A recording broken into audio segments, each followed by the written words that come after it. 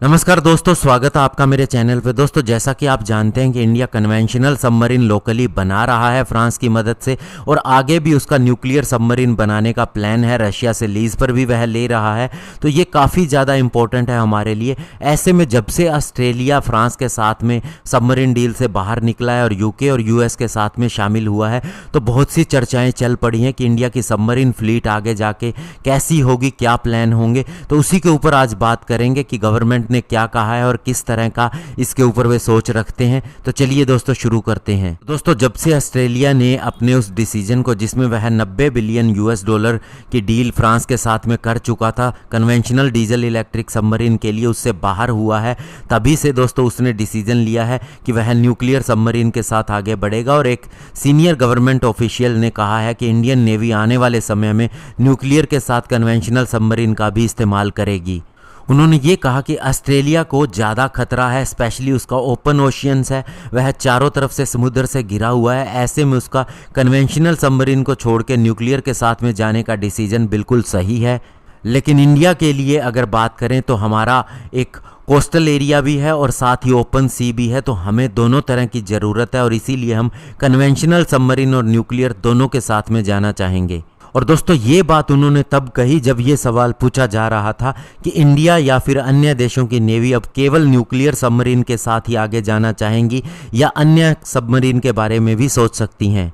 और जैसा कि आप जानते हैं कि ऑस्ट्रेलिया ने फ्रांस के साथ में डील रद्द करके यूके और अमेरिका के साथ में हाथ इसलिए मिलाया है कि उसे न्यूक्लियर अटैक सबमरीन अब बनवानी है, और इसके लिए उसे टेक्नोलॉजी का भी ऑफर हो रहा है। और दोस्तों, इंडिया के पास अब कन्वेंशनल सबमरीन बनाने का काफ़ी ज़्यादा एक्सपीरियंस है, और वह न्यूक्लियर बैलिस्टिक मिसाइल सबमरीन भी बना चुका है अरिहंत के नाम से, और आगे भी ऐसी 3 के ऊपर और काम चल रहा है, जिसमें से अरिघात अगले साल आने की उम्मीद है।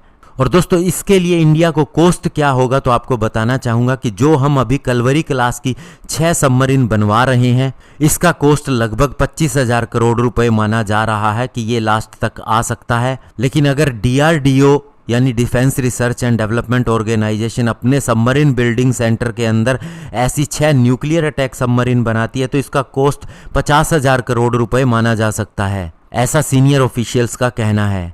तो ऐसे में इन दोनों के कॉस्ट के बीच में तो बहुत बड़ा डिफरेंस है, लगभग डबल का डिफरेंस है। लेकिन न्यूक्लियर सबमरीन अपने आप में बहुत ज़्यादा इंपॉर्टेंट है, क्योंकि ये काफ़ी लंबे समय तक, महीनों तक अंडर वाटर रह सकती हैं, और साथ ही दोस्तों ये कन्वेंशनल की तुलना में शोर भी कम करती हैं।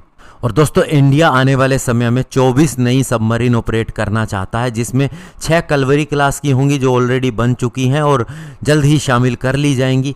6 प्रोजेक्ट 75 के तहत जो सबमरीन बननी है उसके लिए हम टेंडर जारी कर चुके हैं, और हालांकि इसके अलावा भी इंडिया का 6 न्यूक्लियर सबमरीन बनाने का प्रोग्राम है, लेकिन ये अभी भी पेंडिंग है कैबिनेट कमेटी ऑन सिक्योरिटी के सामने। और अभी दोस्तों, इंडिया के पास में रशियन ओरिजिन वाली किलो क्लास की सबमरीन है, इसके अलावा जर्मन ओरिजिन HDW की भी सबमरीन है, और एक Indian nuclear ballistic missile submarine INS Arihant है।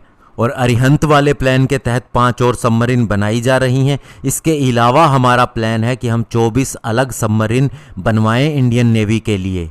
और अभी दोस्तों बात करें अगर वर्ल्ड की बड़ी नेवीज़ के बारे में, तो अमेरिकन, फ्रेंच, ब्रिटिश और अब ऑस्ट्रेलियन भी न्यूक्लियर सबमरीन की तरफ ही बढ़ते जा रहे हैं, जबकि चाइनीज़ और रशियन नेवी न्यूक्लियर और कन्वेंशनल सबमरीन का मिक्स ऑपरेट करती है, और इंडिया का भी आगे यही प्लान है।